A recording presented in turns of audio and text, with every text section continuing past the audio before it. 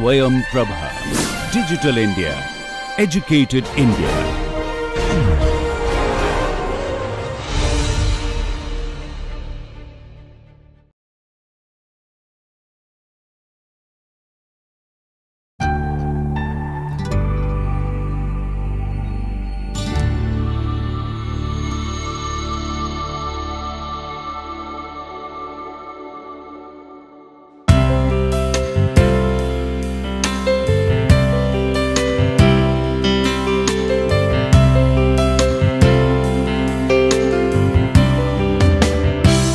Good morning. Welcome back to the third lecture on energy efficiency for this ongoing online course on sustainable architecture. In the previous lectures on energy efficiency, we have discussed about the various terminologies related to energy efficiency, and we have seen what are the different components of a building envelope which contribute towards heat gain. We have also seen the different factors of the indoor environment inside a building which contribute towards the heat gain. So, in the previous lecture we talked about how the different building components should be optimized through design, through material selection, in order to optimize the heat gain from outdoor to indoor through the building envelope. In today's lecture, we will be talking about the equipments which are installed inside the building or are required to keep the building cool. Now, one of the most important systems in today's buildings, especially the commercial buildings which are coming up, is the HVAC system, heating, ventilation and air conditioning system. So, when we talk about the efficiency of these systems, we talk about the coefficient of performance and we also talk about the integrated part load values. Now, for different types of these air conditioning systems, different coefficient of performances are specified. So, higher is the coefficient of performance, higher is the efficiency of the HVAC system. Depending upon the tonnage of the building, the highly efficient HVAC system is preferred to be used. However, we have to look at the cost payback, what is the capital investment which is going into the particular HVAC system, and then we look at the corresponding efficiencies and calculate the overall energy savings. So, when we are talking about different types of efficient HVAC systems and controls, there are different strategies. One very important type of equipment is a variable frequency drive. It is called VFD commonly. What VFD does is it varies the frequency of the controller. So, the first and very important and also commonly used equipment part of this system is variable frequency drive. Now, what variable frequency drive does is it varies the frequency at which these chiller pumps work. So, it varies the flow of the coolant into the AHU. So, by varying the amount of this coolant which is going into the AHU, that is dependent upon the loading. If there is less load, the frequency required is less. So, if we reduce this frequency of the chiller pumps, we are able to save a lot on the energy. So, besides the efficiency coefficient of performance of the HVAC system, there are additional devices which we use, for example, this VFD. Another one is VAV, which is variable air volume. So, in any building, not just commercial building, but in any building, different amounts of cooling or heating is required at different times of the day. So, during say the office hours in an office building, which is say 9 AM to 6 PM, it is at 75% occupancy, while from 6 PM to 10 PM it may be only at a 25% occupancy. So, the same amount of cooling is not required, same amount of airflow is not required because the number of people have reduced. So, what this VAV does is that it reduces the amount of air which is supplied through the ducts and sent into the space. The moment we reduce this amount of air which is supplied, we reduce all the back work and reduce the amount of air which is getting cooled or heated in the AHUs, thereby reducing the energy consumption, the power consumption. Another very important device is this heat recovery wheel.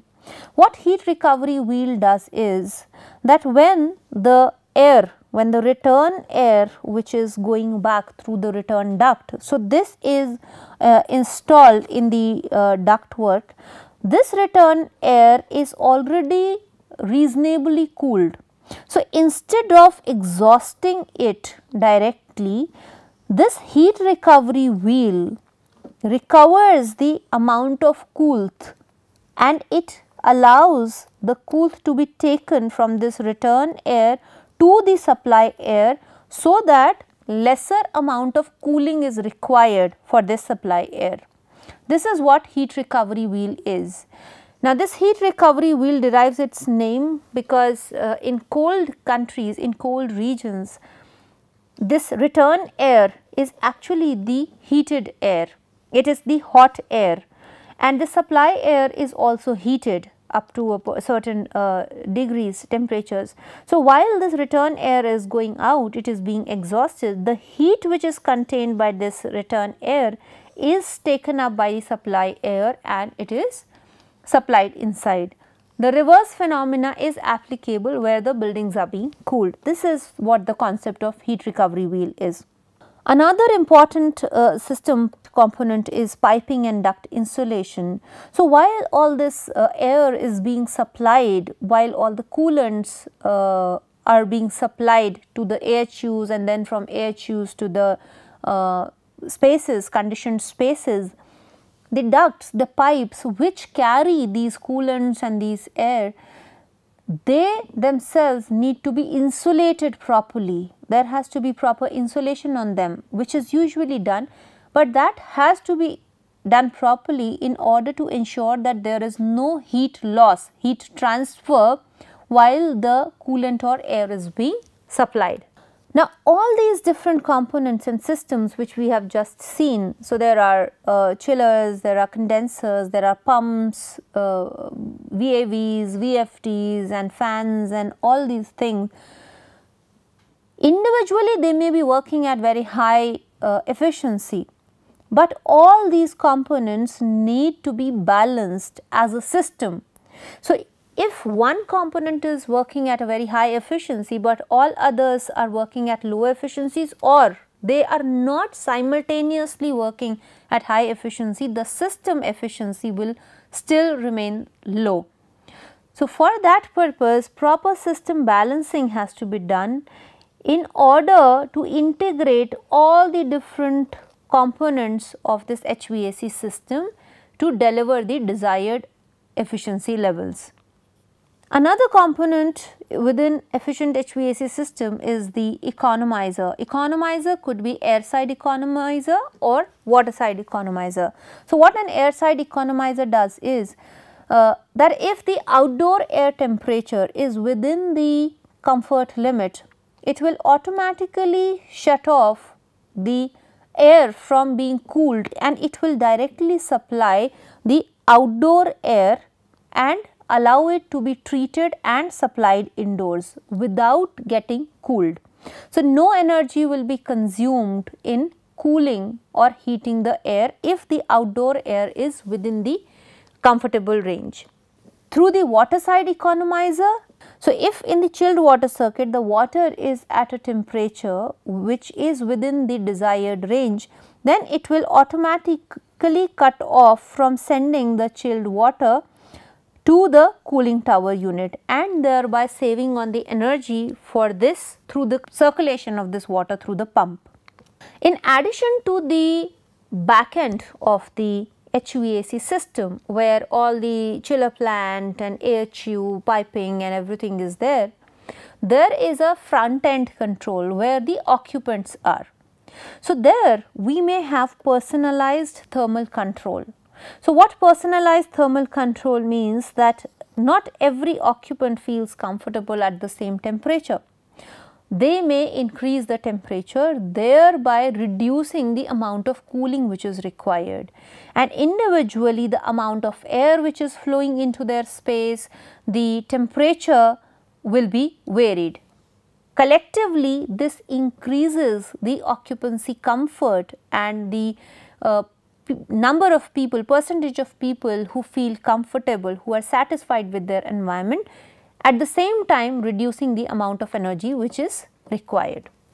Besides HVAC, which is the major component of energy consumption in a building, the second most important equipment system is lighting system and the control.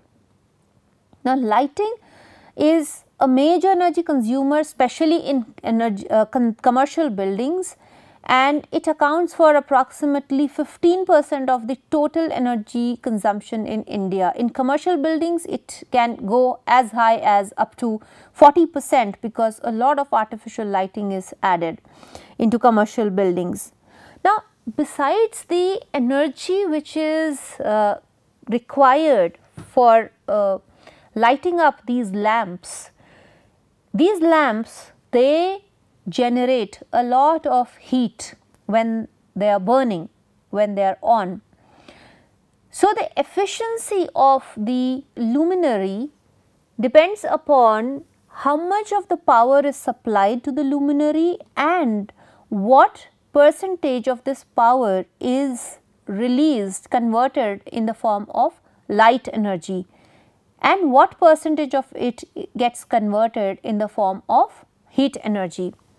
For any luminary, the maximum output of illumination as a percentage of the wattage of energy which is supplied, higher is this number, more efficient is this lighting system.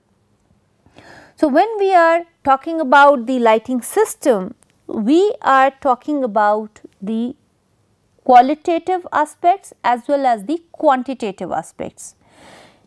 To quickly summarize the qualitative aspects, the first is reduction of glare and reflections from the luminaries, proper luminance ratios in the space, a mix of direct and indirect sources, appropriate color temperature and color rendering. So, it has to be a mix of all these qualities when we are selecting the luminary. Besides this, we are also talking about the quantitative aspects where we are talking largely about the energy consumption of this luminary lighting systems. One very important approach when we are designing buildings for reduced energy consumption for lighting is by providing the daylighting. So, there are several daylighting approaches through the design of the building form, through the incorporation of skylights and atriums, and through several different elements such as light shelves, reflectors, louvers and blinds. All these together will help in reducing the dependence on artificial lighting and thereby reducing the amount of energy which is consumed.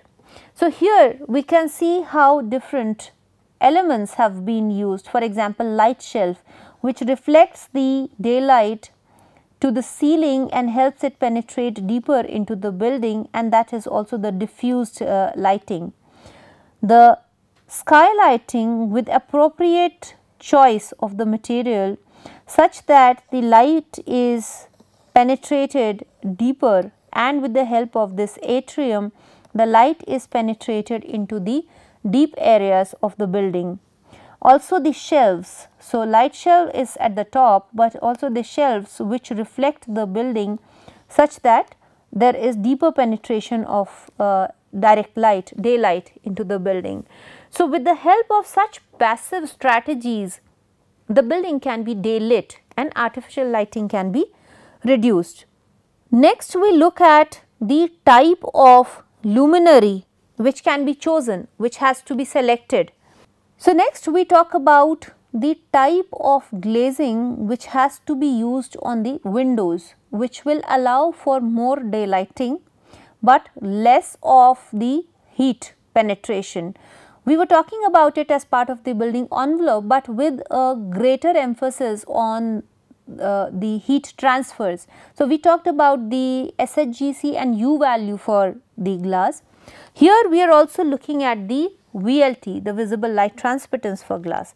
So, if we look at these different types of glass, for clear glass the visible light transmittance is 0.82, which means it allows 82% of the natural light falling onto it to transfer inside, and 0.78 of SHGC, which implies that 78% of the heat which is falling on the glass will be transmitted inside.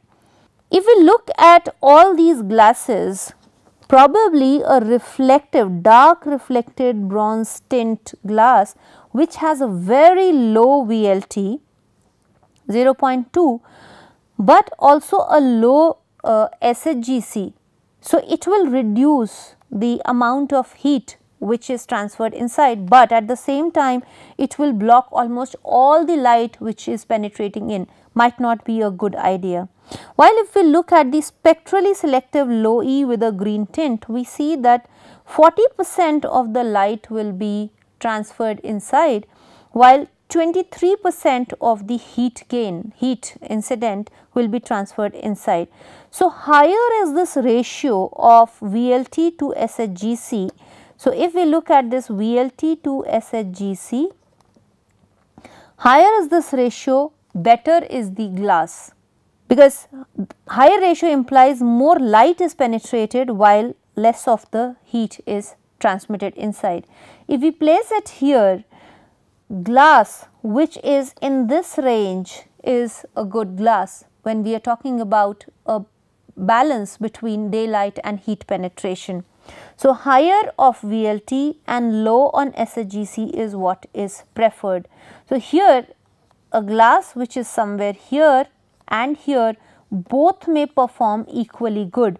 So, a spectrally selective low E clear or a spectrally selective low E with green tint, both could perform and result in almost the same amount of energy consumption, because if we look at the spectrally selective low E clear, it has a very high VLT 70% and SHGC is 0.43. So, slightly higher than this, but this increase in the heat gain may be compensated because of penetration of daylight and reduction in the energy required for artificial lighting. So, a judicious choice has to be made, and which can be helped through different tools which are available, which we will see subsequently. Other systems include the redirecting systems, the light transport systems, for example, a light tunnel. This light tunnel, this light pipe actually has a clear dome on the top which allows penetration of light from all the sides because it is a domical structure, and then inside it is a reflective surface. So, the light is reflected multiple times and from all the directions, and it allows for the penetration of light down into the habitable area. This is quite useful where the light cannot be brought in from the fenestrations on the walls, or the skylight cannot be provided because there are multiple stories here. In addition to that, we also have prismatic glazing. Now, this prismatic glazing allows selective cutoff based upon the angle of incidence. So, depending upon when is the light coming in, so the light entering at a low angle may be cut off because that may be causing glare, that may cause glare.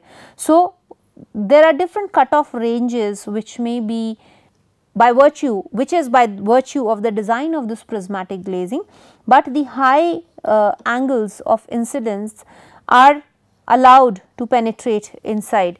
So, these are some improvised and little high tech systems where the light can be brought inside and it can be directed to certain areas and based upon certain conditions. Other than this, we are talking about the energy efficient lighting system. So, one, we are talking about the optimized lux levels. So, as per the codes, it is defined how much of the illuminance is required in a given space for a given function. So, based upon that requirement from NBC, we would know that how much is the optimized lux level which has to be achieved in a given space, and to achieve that proper lighting design has to be done, uniformly distributed lighting, in order to achieve this given illuminance level, the lux levels. Besides the design, which is a uniformly distributed illumination level, we are talking about the efficacy of the lighting fixtures, which implies the amount of light measured in terms of lumens which are produced per watt of the energy supplied to the luminary, the lighting fixture. So, if you look at the different luminaries starting from candle to the incandescent bulb to the tungsten filament incandescent bulb to the CFL, which is the compact fluorescent, and then we also have the LEDs, we see for the same given illuminance level in terms of lumens, the amount of light which is amount of energy which is consumed by these different types of luminaries, lesser is this energy consumed for the given lumen output, better, more efficient is the luminary, which we say it has higher efficacy. So, if we see here for 450 lumens, the standard incandescent bulb would require 40 watts, while an LED would require only 8 watts. A fluorescent, a CFL may also require very less amount of energy. LEDs have revolutionized the lighting industry, it has just leapfrogged. So, we today consume very less amount of light for producing the same amount of illuminance in our buildings these days. So, highly efficient luminary should be used, high efficacy luminaries should be used, and that is why you would see that almost the entire market is now moving towards the production and sale of LED lights, and it comes as no brainer because they consume less amount of energy while giving the same amount of lumen output. In addition to the luminaries, the lighting fixtures, we also have to add the lighting controls. Now, these lighting controls could be of two types. They would be on and off type of controls, and they would also be the dimming controls. So, we have manual switches, the elapsed time switches, clock switches, energy management systems, photocell controls and occupancy controls as part of the on off controls. We will quickly see each one of these, what do they do and how do they function. And in dimming controls, we have the dimmers. So, where just like we reduce the speed of the fans, we can reduce the luminance, the lumen output of the luminary by reducing the amount of energy which is supplied to it. So, thereby reducing the energy demand. Less amount of light is required. Instead of turning off the light and making certain portions of the building, certain portions of the space dark, we just dim, we just reduce the amount of illuminance which is being produced. So, what we have is, we have three different types of controls: the dimmer controls, the motion or occupancy sensors or photo sensors, and timer control. So, dimmers are the devices which are used to lower the brightness of a light by changing the voltage which is supplied to it, and thereby reducing the amount of energy which is consumed. The motion sensors or the occupancy sensors, they sense the movement of people, and it is through the infrared sensing. So, the moment there is movement, the light is turned on. In all other times, the light would be just turned off. So, the moment somebody passes where the sensor is placed, the subsequent light which follows, it will be turned on. So, when there is no movement in the corridor or certain areas of the building which may remain empty most of the time, the lights would just be turned off, thereby saving the energy. The next is a timer control. So, it is a kind of a clock for measuring time intervals, and it is efficient for outdoor lighting. So, for example, in commercial buildings, after 7 p.m. for example, when it is getting dark, the building outdoors have to be maintained lit for up to say 10 p.m. for certain types of lights, but beyond 10 p.m. only very few lights are required. So, for this series of light which needs to be turned on only from 7 to 10, a timer control is installed, where the timer is set for a say a 4-hour duration from 6 to 10. So, for after this 4 hour, automatically all the lights will be turned off. The other types are photosensors. So, in photosensors which all of you might have seen, it measures the daylight levels, and after the daylight levels have dropped to a certain level, the lights would automatically turn off. Besides HVAC and lighting systems, we also have several other equipments which are required in the buildings, and we need to install efficient equipment and appliances in our buildings. The Bureau of Energy Efficiency has come up with a star rating scheme for different appliances, for different equipments.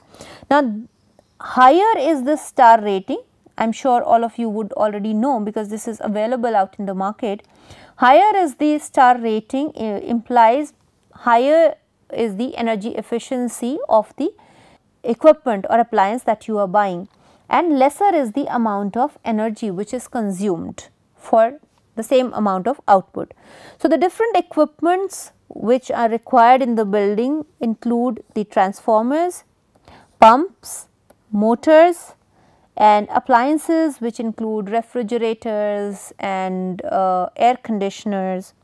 So, all these are available with very high efficiency in the market, and we must choose the highly energy efficient equipments and appliances to be used in the buildings. Now, that would collectively reduce the amount of energy which is consumed in the building, both for comfort creation and daylighting, and also through the regular equipment usage. So, to summarize this generalized discussion about energy efficiency of buildings, let me quickly go through the steps. The first and foremost is to optimize the building design and improve the energy efficiency, that is through daylighting the regularly occupied areas in order to harness more and more of daylight through windows and skylights and minimize the use of artificial light. Second is through the use of low embodied energy materials in building construction, preferring natural ventilation wherever possible. So, the first is to address the thermal comfort and the visual comfort issues through passive design. So, designing the building and building envelope properly in order to reduce the energy consumption of the building. Next step would be through HVAC, by avoiding the oversizing of equipments, which is what is a usual practice because we always take a very high safety factor. Linking the thermostat with the occupancy sensors, so that the thermostat and occupancy sensor are in sync, and it is not that even when the occupancy is less, the thermostat is still allowing for a lot of cooling. Use the air conditioner in energy saving mode, which is setting it at 25 degrees centigrade or higher, that is for especially for Indian subcontinent, the region in which we are in. Using the ceiling fans along with the higher set point of AC. Now, these are the operation mechanisms, these are the practices which we can use when we are operating the buildings to achieve a higher energy efficiency. Seal the building envelope to reduce the loss, so that the coolth when the building has been cooled is retained inside, or the heat is retained inside if the building is being heated. Maintaining the equipments at regular intervals of time and strategically positioning the air conditioners. This is for individual buildings, but when we are talking about large buildings, then also strategically positioning the ducts, the supply ducts and also the return ducts, return air ducts, in order to increase the area which is cooled by the same supply duct.